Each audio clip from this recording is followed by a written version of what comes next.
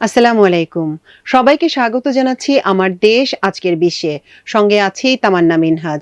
শুরুতেই জানিয়ে দিচ্ছি আজকের আন্তর্জাতিক খবরগুলোর শিরোনাম।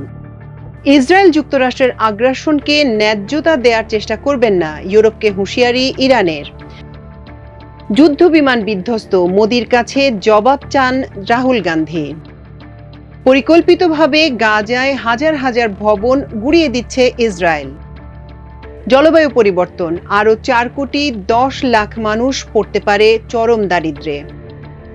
বারাক ওবামার বিচার দাবি মার্কিন গোয়েন্দা প্রধানের। দর্শক, এই ছিল শিরোনামগুলো। চলুন জেনে নেওয়া যাক খবরগুলোর বিস্তারিত।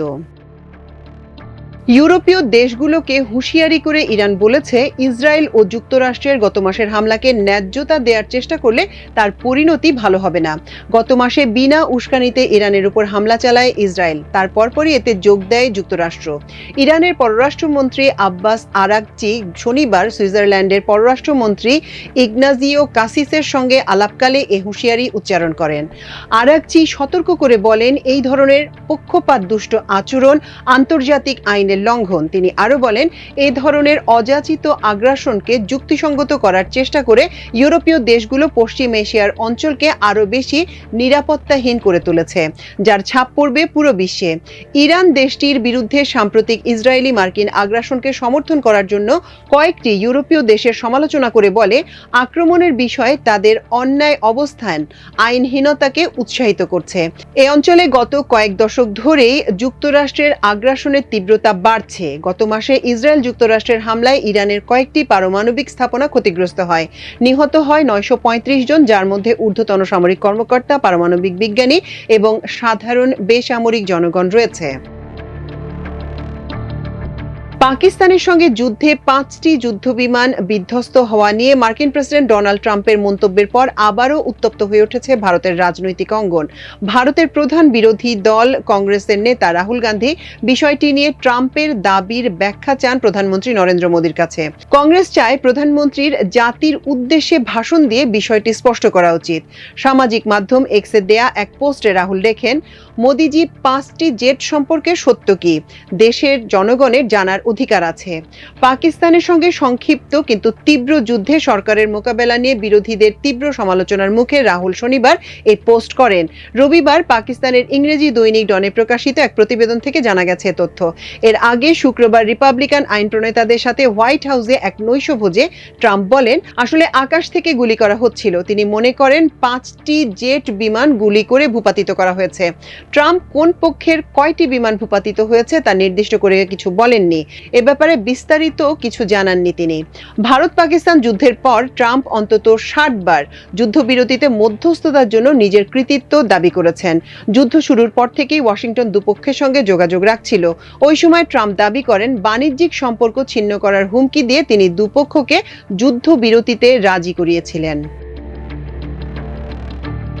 মার্চে হামাসের সঙ্গে যুদ্ধবিরতি প্রত্যাহার করার পর থেকে গাজা জুড়ে ইসরায়েল হাজার হাজার ভবন গুঁড়িয়ে দিয়েছে। বিগত কয়েক সপ্তাহে পুরো শহর এবং আশপাশের এলাকা ধ্বংস করে মাটির সঙ্গে মিশিয়ে দেওয়া হয়েছে, যেখানে আগে হাজার হাজার মানুষ বসবাস করতেন। স্যাটেলাইট ছবিতে ব্যাপক ধ্বংসযজ্ঞের চিত্র দেখা গেছে, যেসব এলাকায় ইসরায়েলি সেনাবাহিনী অপারেশনাল কন্ট্রোল রয়েছে বলে দাবি করেছে। এই ধ্বংসযজ্ঞের বড় একটি অংশ পরিকল্পিতভাবে পরিচালনা করা হয়েছে, যেসব জায়গায় ক্ষতিগ্রস্ত ভবন এবং অনেক ক্ষেত্রে অক্ষত ভবন পর্যন্ত গুঁড়িয়ে দেওয়া হয়েছে। যাচাই করা ভিডিওতে দেখা যাচ্ছে টাওয়ার ব্লক, স্কুল ও অন্যান্য স্থাপনার উপর ইসরায়েলি বাহিনী চালানো নিয়ন্ত্রিত বিস্ফোরণে ধুলো ও ধ্বংসাবশেষের বিশাল মেঘ ছড়িয়ে পড়েছে। বিবিসি ভেরিফাইকে একাধিক আইন বিশেষজ্ঞ জানিয়েছেন, ইসরায়েল সম্ভবত জেনেভা কনভেনশনের অধীনে যুদ্ধাপরাধ করছে, কারণ দখলদার শক্তির মাধ্যমে অবকাঠামো ধ্বংস করাকে সেখানে নিষিদ্ধ করা হয়েছে। ইসরায়েল ডিফেন্স ফোর্সেসের এক মুখপাত্র জানিয়েছেন, তারা আন্তর্জাতিক আইন অনুযায়ী কাজ করছেন। তিনি বলছেন, হামাস বেসামরিক এলাকায় সামরিক সরঞ্জাম লুকিয়ে রেখেছে এবং শুধু সামরিক প্রয়োজনেই সম্পদ ধ্বংস করা হয়। বিশ্বব্যাংকের একটি নতুন প্রতিবেদনে জানানো হয়েছে, জলবায়ু পরিবর্তন দারিদ্র্য হ্রাসের গতি উল্লেখযোগ্যভাবে ধীর করে দিতে পারে। পাশাপাশি জলবায়ু পরিবর্তন সৃষ্ট নানা কারণে আয় কমে 2050 সালের মধ্যে আরও 4,10,00,000 মানুষ চরম দারিদ্র্যে নিমজ্জিত হতে পারে। বিশ্বব্যাংকের পূর্বাভাস অনুসারে দরিদ্র মানুষের সংখ্যা 14,88,00,000-এ দাঁড়াতে পারে। এছাড়া 2030 সালের মধ্যে দক্ষিণ এশিয়ায় এই সংখ্যা 4,88,00,000-এ পৌঁছাবে বলে আশঙ্কা করা হচ্ছে। বিশ্বব্যাংকের এই প্রতিবেদন অনুসারে জলবায়ু পরিবর্তনের কারণে বিশ্বব্যাপী চরম দারিদ্র্যের মধ্যে বসবাসকারী মানুষের সংখ্যা প্রায় দ্বিগুণ হতে পারে। জলবায়ু পরিবর্তনের কারণে এই পরিস্থিতি সাব-সাহারান আফ্রিকা, দক্ষিণ এশিয়া ও লাতিন আমেরিকা এবং ক্যারিবীয় অঞ্চলে তীব্র হওয়ার আশঙ্কা রয়েছে, যেখানে জলবায়ু পরিবর্তনের সঙ্গে বিদ্যমান কাঠামোগত দুর্বলতা ও দুর্বল সামাজিক সুরক্ষা ব্যবস্থা পরিস্থিতিকে চরম অবনতির দিকে ঠেলে দিচ্ছে। বিশ্বব্যাংকের প্রতিবেদনে সামাজিক সুরক্ষার জাল এবং সুবিধা বঞ্চিতদের জন্য ভর্তুকি প্রদানের প্রয়োজনীয়তার উপর জোর দেওয়া হয়েছে। জলবায়ু চ্যালেঞ্জের বৈশ্বিক প্রকৃতি মোকাবেলায় আন্তর্জাতিক সহযোগিতা অপরিহার্য বলেও মন্তব্য করা হয় এই প্রতিবেদনে। এতে বলা হয়, সবচেয়ে বেশি কার্বন নির্গমকারী উচ্চ আয়ের দেশগুলোর জলবায়ু পরিবর্তনের সাথে খাপ খাইয়ে নেয়ার প্রচেষ্টাকারী নিম্ন ও মধ্য আয়ের দেশগুলোকে সহায়তা করতে হবে। জলবায়ু পরিবর্তনের ধাক্কা মোকাবেলায় স্থিতিশীলতা তৈরি এবং নিম্ন কার্বন উন্নয়নের পথে উত্তরণ এই দেশগুলোকে সাহায্য করার জন্য আর্থিক সহায়তা, প্রযুক্তি এবং সক্ষমতা বৃদ্ধির দিকে মনোযোগ দেওয়া যেতে পারে। বিশ্বব্যাংকের প্রতিবেদনে বলা হয়েছে, আয় বৈষম্য হ্রাসের চেষ্টা যে কোনো দারিদ্র্য হ্রাসের কৌশলের কেন্দ্রবিন্দুতে থাকা উচিত। বৈষম্যের সামান্য বৃদ্ধিতেও দারিদ্র্য বড় মাত্রার বৃদ্ধির কারণ হতে পারে। সাবেক মার্কিন প্রেসিডেন্ট বারাক ওবামা ও তার প্রশাসনের শীর্ষ কর্মকর্তাদের বিচার দাবি করেছেন যুক্তরাষ্ট্রের গোয়েন্দা প্রধান তুলসী গ্যাবার্ড। তাদের বিরুদ্ধে রাষ্ট্রদ্রোহী ষড়যন্ত্রে জড়িত থাকার অভিযোগ এনে বিচার দাবি করেছেন তিনি। যুক্তরাষ্ট্রের গোয়েন্দা প্রধানের দাবি, ডোনাল্ড ট্রাম্পকে হেয় করতে রাষ্ট্রদ্রোহী ষড়যন্ত্রে জড়িত ছিলেন ওবামা প্রশাসনের শীর্ষ কর্মকর্তারা। তার অভিযোগ, ওবামা ও তার প্রশাসনের কর্মকর্তারা 2016 সালের নির্বাচনে প্রেসিডেন্ট ডোনাল্ড ট্রাম্পের জয়লাভকে রাশিয়ার হস্তক্ষেপ হিসেবে চিত্রায়িত করার চেষ্টা করেছেন। শুক্রবার এক বিবৃতিতে তুলসী গ্যাবার্ড বলেন, 2016 সালে সাবেক পররাষ্ট্রমন্ত্রী হিলারি ক্লিন্টনের বিরুদ্ধে ট্রাম্পের জয়ের পর ওবামা এবং তার জাতীয় নিরাপত্তা কর্মকর্তারা বছরের পর বছর ধরে চলা এক ষড়যন্ত্রের ভিত্তি স্থাপন করেছিলেন। তার দাবি, ট্রাম্পের বিরুদ্ধে গোয়েন্দা তথ্য জাল করে অভিযোগ করা হয়েছিল যে রাশিয়া নির্বাচনে হস্তক্ষেপ করার চেষ্টা করছিল।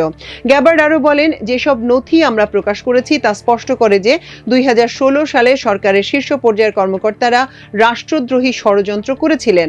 তাদের উদ্দেশ্য ছিল জনগণের ভোটে নির্বাচিত প্রেসিডেন্টকে ক্ষমতা থেকে সরানো এবং জনগণের রায়কে বাতিল করা। তিনি বলেন, এই ষড়যন্ত্রে যারা জড়িত তারা যতই ক্ষমতাশালী হোক না কেন, তদন্ত করে আইনের আওতায় আনতে হবে, যাতে ভবিষ্যতে কেউ আর এমন চেষ্টা না করে। গ্যাবার্ড জানান, তিনি মামলার জন্য বিচার বিভাগে নথি জমা দিচ্ছেন। তুলসী গ্যাবার্ড অভিযোগ করেন, ওবামা প্রশাসনের কর্মকর্তারা বিভিন্ন মার্কিন সংবাদ মাধ্যমকে ভুল তথ্য দিয়েছিল, যেখানে বলা হয়েছিল রাশিয়া সাইবার হামলা ও হ্যাকিংয়ের মাধ্যমে নির্বাচনের ফলাফলকে প্রভাবিত করেছে।